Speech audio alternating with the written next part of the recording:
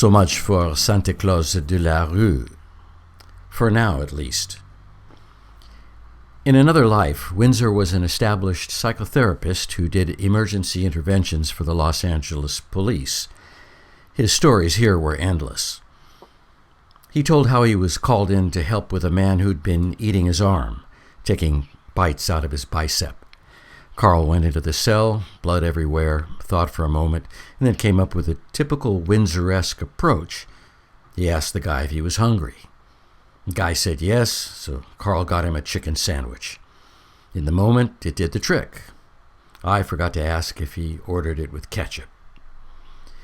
There was a man he'd evaluated after he showed up with a gerbil up his behind, another with a dead cat impaled on his penis, a guy in agony from a 19-hour-long erection, a U.S. Navy submariner who had torn his own eyes out, a man in emergency who'd lost both arms but kept offering to sign his admission papers.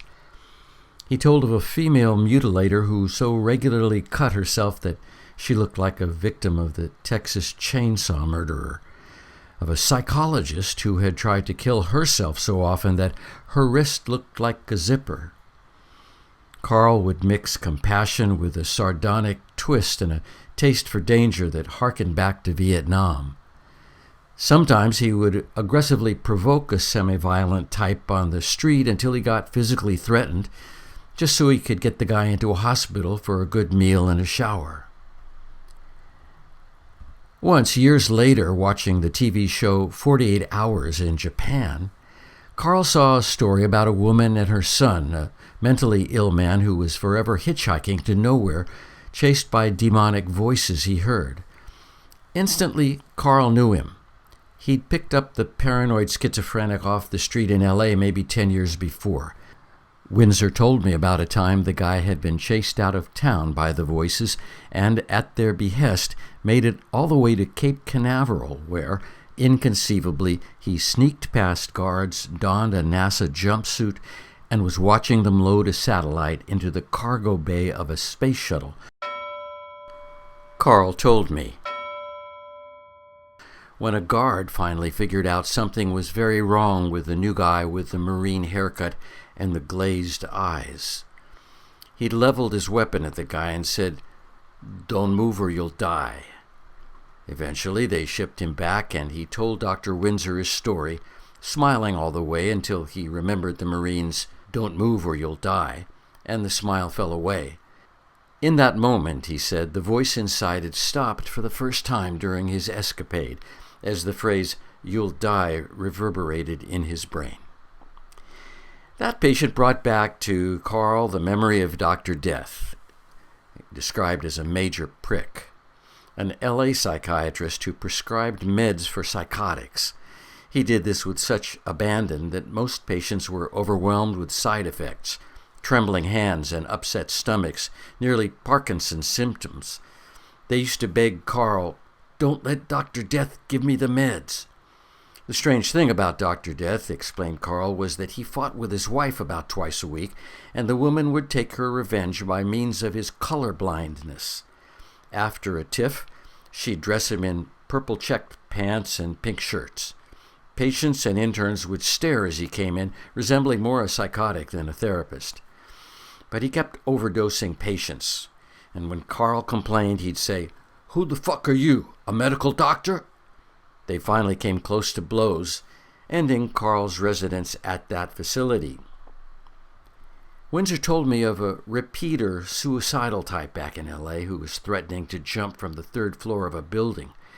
Carl, not for the first time, got him to come to the hospital instead. It was the fourth or fifth time he'd done this.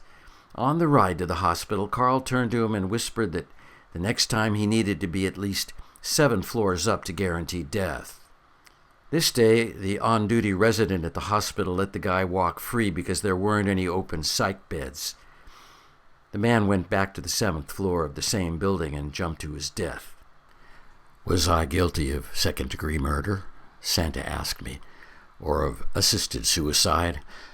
Or did I just somehow intuit this poor fucker wasn't happy on this plane of existence and needed to know the proper altitude from which to take out an incurable pain?" Carl's minor was in philosophy, by the way. He said the hospital resident was shook up, so he bought the guy a cup of coffee, put his arm over his shoulder, and said, "Look, I recommended the 7th floor. You didn't." And the resident never said another word about it. But against this misstep, one must put in the balance the many times Carl intervened to ease pain or save a life, often at risk to his own. "You know the story about Carl Rogers," he would say. "Some guy standing on a ledge and he tells Rogers, 'I'm going to jump.' Rogers says, 'I hear you saying you're going to jump.' The guy says, 'Yeah, I'm going to jump.' Rogers, 'You feel that you're going to jump.' 'Damn right,' says the guy, and jumps." This is not what you'd hear from Albert Ellis, explains Windsor. Ellis would say, "What the hell's the matter with you? Your wife tells you you're shit and you buy into it? Hell, my wife tells me that twice a week. What you've got to decide is, do you refuse to accept her statement that you're shit, or do you think that your wife is right? If she's right, fuck it, go ahead and jump." I mumbled, Albert Ellis, trying to remember my Psych 101 class. "They call him the Prince of Cognitive Therapy," explained Carl. "I used to drive him around L.A.